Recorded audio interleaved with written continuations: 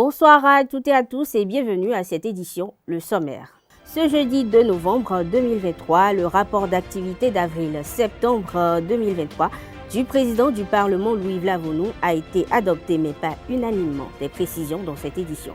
Découvrez dans cette édition la différence entre la célébration de la Toussaint et la fête du 2 novembre dans l'Église catholique.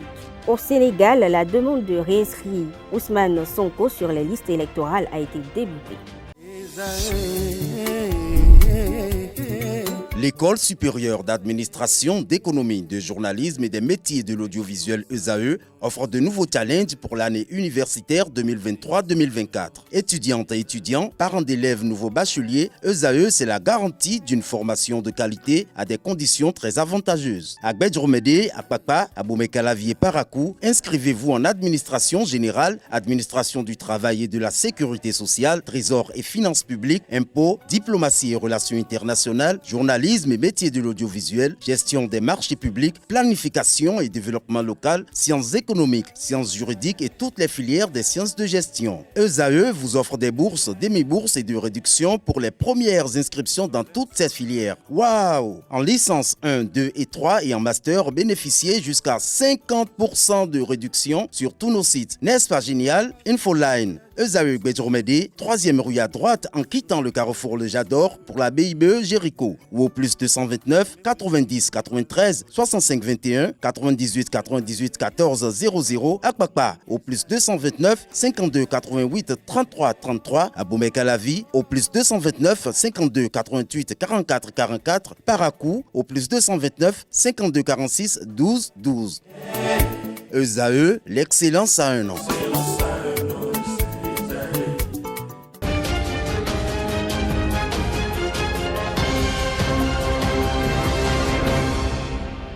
Bienvenue. Les députés de la 9e législature ont adopté ce jeudi 2 novembre le rapport d'activité du président de l'Assemblée nationale, Louis Vlavonou. C'est à l'occasion d'une plénière de la deuxième session ordinaire du Parlement. Il s'agit du deuxième rapport d'activité de Louis Vlavonou. Et pour le compte de la 9e législature, les 28 députés de l'opposition ont voté contre ce rapport. Le dit rapport, il faut le préciser, de plus de 100 pages couvre la période du 1er avril au 30 septembre 2023. Avant son vote, le président Louis Vlavonou a lu la synthèse du dit rapport à la plénière. Il s'en est suivi des débats. Certains députés, notamment ceux de l'opposition, les démocrates, ont fustigé le fait que ce rapport leur ait été transmis ce jeudi même à jour de son examen, ce qui ne leur a pas permis de lire le contenu. Après adoption du rapport, il faut préciser que les députés vont au cours de cette deuxième session ordinaire de l'année examiner et voter le budget de l'État pour la gestion de 2024.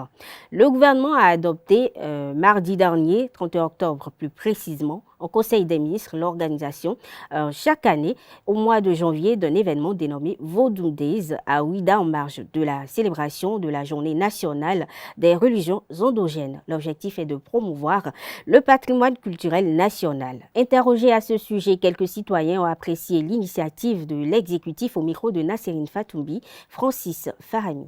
Je pense que c'est une bonne initiative parce que ça me permet en fait d'en savoir un peu plus sur notre culture, etc. et de montrer un peu plus notre culture à tout le monde en fait, parce qu'il y a beaucoup de personnes qui ne connaissent pas assez de choses sur nos cultures et comme le vaudou, ça vient d'ici, etc. Ce serait bien en fait, cette initiative en fait est une très bonne initiative en fait. En Afrique, on prône la culture.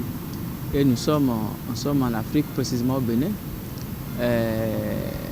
la terre du vaudou, comme les gens le disent.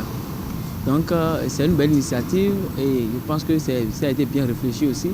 C'est le tour maintenant aux acteurs culturels et cultuels de prendre ça au sérieux et d'en faire un bon usage. Dans ce pays, on fête la fête du 10 janvier.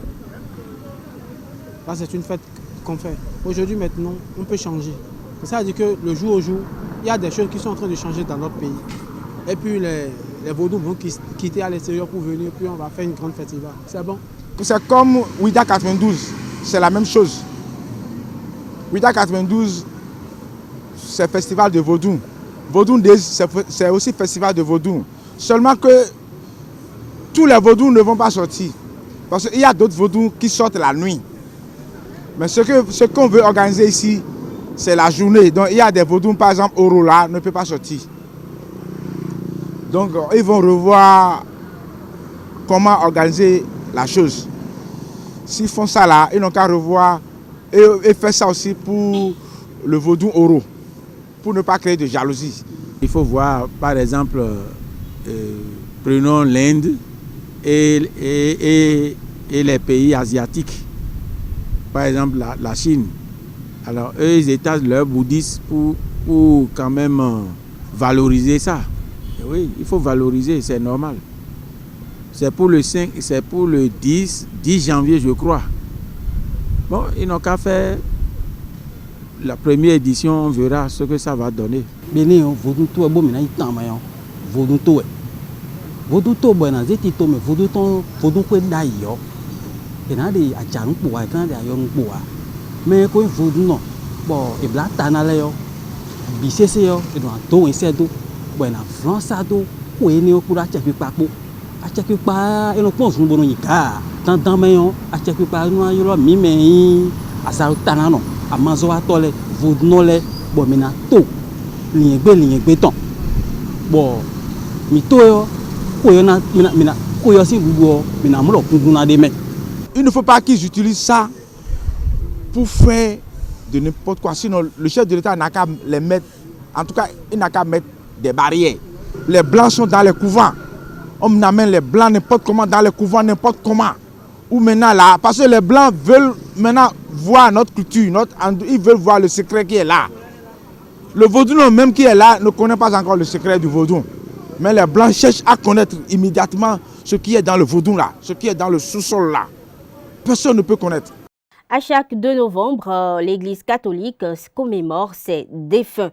C'est une façon de placer symboliquement l'ensemble des défunts sous la protection des saints, à ne pas confondre avec la fête de Toussaint. Le père Hubert Kedouide, curé de la paroisse de Bon Pasteur de Cotonou, fait la nuance entre ces deux fêtes au micro de Quentin Amoussou, Francis Farani. C'est deux choses complètement différentes. La célébration de la fête des Toussaint, c'est la célébration de l'Église universelle, invitée à participer un jour à la nature céleste et à entrer dans le royaume que Dieu a préparé pour ses enfants. Nous sommes tous potentiellement candidats et candidates à entrer si nous voulons. Le Seigneur ne nous force pas, il nous laisse libres et cependant il a une place pour chacune et chacun de nous et il souhaite vivement que nous puissions prendre place au festin des noces éternelles. Ça c'est une fête, c'est la fête éternelle, c'est l'Eucharistie éternelle, une action de grâce dans la contemplation divine pour toujours. Tandis qu'il n'y a pas de fête des morts, il n'y a pas de fête dans le Seigneur. Les morts ne louent pas. Il n'y a pas de fête dans la mort. Les morts ne louent pas le Seigneur. Non. Donc on ne parle même pas, c'est un abus que de dire fête des morts. C'est plutôt le 2 novembre qui est la journée de prière et de commémoration de nos parents défunts. C'est le jour de prière, c'est-à-dire ce jour-là où nous rentrons en communion. Nous supplions le Seigneur, nous demandons au Seigneur la grâce que tous nos défunts puissent avoir la chance de participer au banquet éternel. La police républicaine a procédé au lancement de nouvelles cartes professionnelles pour ses fonctionnaires. Et selon l'annonce du service de communication de l'institution ce 2 novembre, ce lancement entre dans le cadre du projet de modernisation de l'institution. Les nouvelles cartes professionnelles se présentent sous 3 couleurs, à savoir blanc, rose et bleu. Les couleurs apprend-on varient selon les corps d'appartenance du fonctionnaire de la police. Autre information plus précisément hors du Bénin. au Sénégal, le service du ministère sénégalais de l'Intérieur s'est opposé mardi 31 octobre dernier à la demande de la Commission électorale nationale autonome de réinscrire l'opposant Ousmane Sonko sur les listes électorales. Il a également rejeté l'idée de délivrer les documents essentiels pour sa candidature à l'élection présidentielle de 2024. En réponse au courrier de la Sénat, la Direction générale des élections a déclaré que la Sénat n'a pas de compétence pour mener une quelconque action sur le fichier électoral, sans préciser qui détient ce pouvoir. Les avocats de M. Sonko contextent ce refus et ordonnent que l'opposant radié après sa condamnation dans une affaire de mœurs soit réinscrit dans les listes. Il est à rappeler que la juridiction régionale s'est fixée comme date butoir le 6 novembre pour trancher les litiges liés à cette affaire. En Colombie, le père du footballeur Luis Diaz a été enlevé par la guérilla de l'ELN. Une déclaration faite ce jeudi par le gouvernement à travers un communiqué. Il faut préciser qu'il a été enlevé par des hommes à moto. Un important déploiement de force a été déployé pour le retrouver et le gouvernement qui mène actuellement des pourparlers de paix avec l'ENL réclame sa libération immédiate. Sport dans cette édition, le projet sport au féminin embrasse d'autres disciplines sportives, notamment le karaté-do. Dans ce cadre, la Fédération béninoise de karaté-do a animé 31 octobre dernier à son siège à Cotonou une conférence de presse pour dévoiler les grandes lignes d'une caravane dénommée Toutes les filles au karaté. Colomboussou y était et voici son compte rendu. Sensibiliser, expliquer les bienfaits du karaté pour que le plus grand nombre possible de filles puissent s'y adonner. C'est l'objectif de la caravane dénommée Toutes les filles au karaté qu'organise la Fédération béninoise de karaté-do du 10 novembre au 2 décembre 2023. Plusieurs activités sont au menu de cette caravane qui entre dans le cadre du projet sport au féminin initié par le ministère des Sports en collaboration avec l'ambassade de France. Elle va commencer par des sensibilisations au niveau des collèges, au niveau des centres de formation et dans bien d'autres lieux pour justement permettre d'expliquer pourquoi est-ce que le sport et le karaté en particulier sont indispensables pour un développement sain au niveau de l'enfant et également une performance au niveau des résultats scolaires. Nous avons prévu également la tenue d'un camp qui va se dérouler les 18, 19, 25 et 26 novembre. Il y aura également des stages de perfectionnement au niveau des athlètes déjà, des pratiquantes déjà, et au niveau des arbitres, parce que nous avons initié il y a quelques années une formation au niveau des arbitres filles, au niveau des arbitres féminins. Le président de la Fédération béninoise de karaté-do, Roch Armel Kenom, expose le but de cette activité. Aujourd'hui, c'est le genre. Nous voulons accompagner les filles, les femmes, leur enseigner les brimes, leur donner du goût, leur faire prendre conscience et confiance. Un appel est adressé aux collèges concernés par ce programme afin que la délégation de la FEBECADO soit bien accueillie. Nous irons dans les écoles. Je lance un appel à partir d'ici afin que nous soyons bien accueillis. Nous n'irons pas en full B, nous allons faire les procédures normales, envoyer, n'est-ce pas, les documents acquis de droit. Et ce ne sera que bénéfice pour le pays. Nos dames ne sont pas appelées Amazon pour rien. Toutes les filles au karaté, c'est un projet qui va permettre à la fille béninoise d'être intellectuellement et mentalement forte. La troisième journée de la Ligue Pro de football bénin a connu son épilogue ce jeudi. Hier, au stade Omnisport de Tofo, l'ASPAC a été tenu en échec par Ainovi FC sur le score nul de 1 but partout. Colomboussou pour le récit.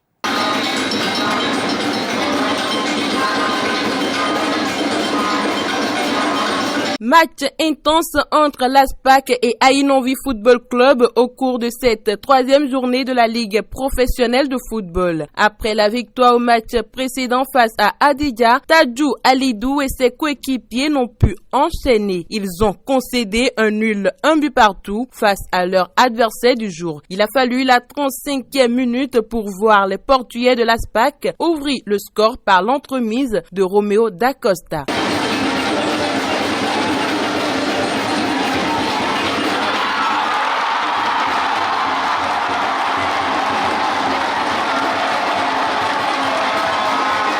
En deuxième partie, les Portugais n'ont pu résister à la fougue de Aude Arrové qui égalise à la 62e minute. Les deux équipes essaient vaille que vaille de remporter le gain de la partie, mais n'y arrivent pas. Le score reste inchangé. Cet après-midi, j'ai eu un match très difficile parce que on a joué le dimanche. En son 12 heures, on devait jouer le deuxième match qui a eu lieu cet après-midi, très difficile parce que vers la fin, j'ai constaté que mes poulains manquent encore un peu de fraîcheur physique. Mais je ne me décourage pas parce que c'est un bon score. Il vaut mieux prendre un point que de prendre 0, que c'est le championnat. Et on est prêt, on va continuer à corriger les lacunes et à travailler pour améliorer et faire la différence dans les jours à venir. Ce n'est pas les occasions qui ont manqué. On a eu des occasions, mais mes poulains n'ont pas été efficaces, n'ont pas eu le sang-froid pour faire la différence. Donc l'adversaire ne sera jamais minimisé. Et il a joué et à la fin, le score 1-1, ce n'est pas un mauvais score. Ils attendaient à une victoire, comme il y a eu un échec, comme il y a un match nul. Peut-être le moral va tomber un peu, donc on va améliorer. On va faire de telle sorte qu'ils croient en eux et qu'on joue concrètement notre chance. Et à Calavi, moi je suis sûr qu'avec l'aide de Dieu, ça va passer le jour-là. Les regards sont donc tournés vers le week-end prochain pour voir si ces deux équipes pourront emporter les 3 précieux points de la 4e journée.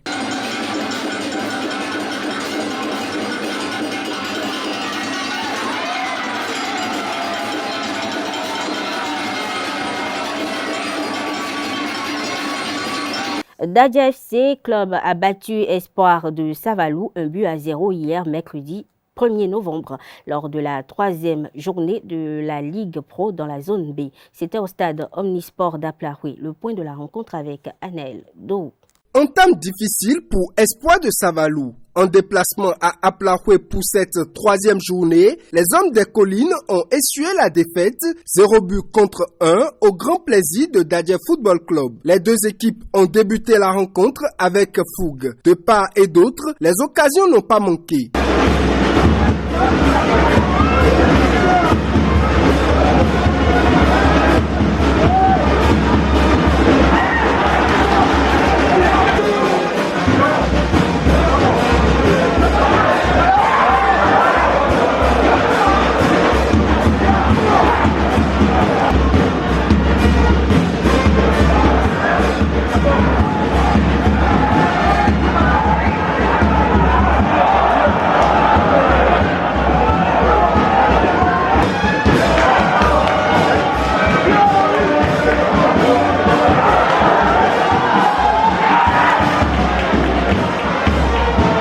La chance va finir par sourire à Dadja Football Club à la 67e minute à la tête de Issa Issa.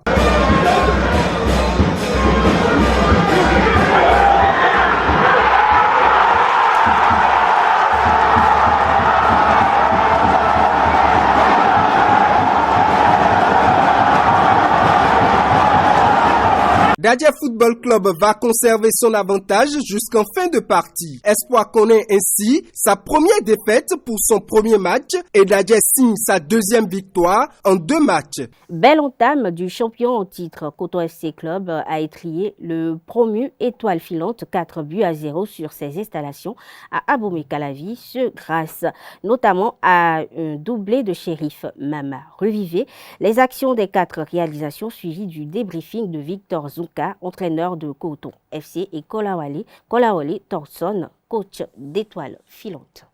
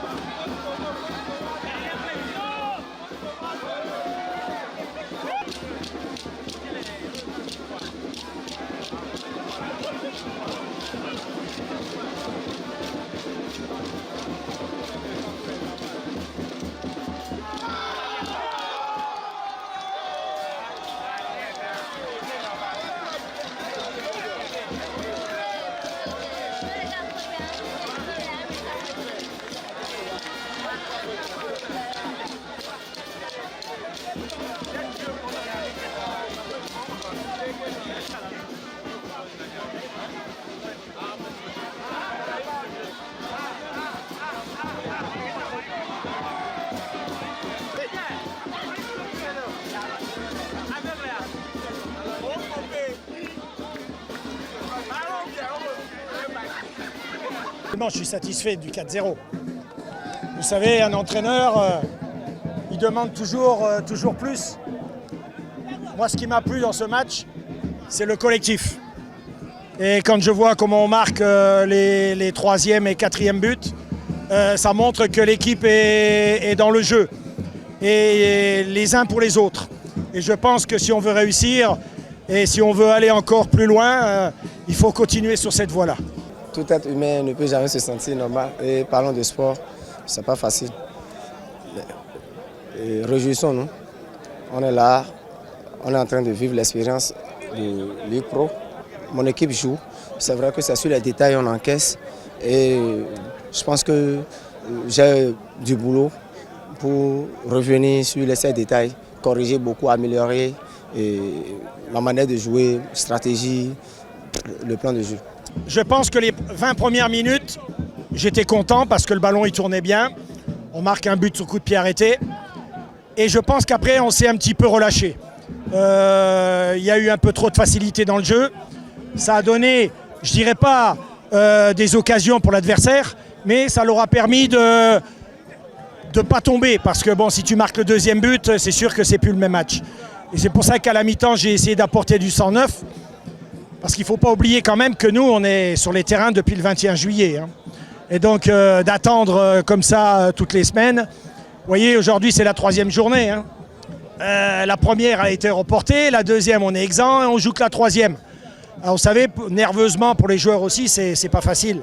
Et puis, naturellement, pour nous, les entraîneurs, pour le travail, c'est pas facile non plus. Donc, il nous a fallu un petit peu de retrouver ce rythme. Et je crois qu'en 2e mi-temps, on a su exploiter au maximum les occasions qu'on a eues. Mesdames, Messieurs, ainsi prend fin cette édition. Merci de l'avoir suivi. Bonne soirée à toutes et à tous et à très bientôt.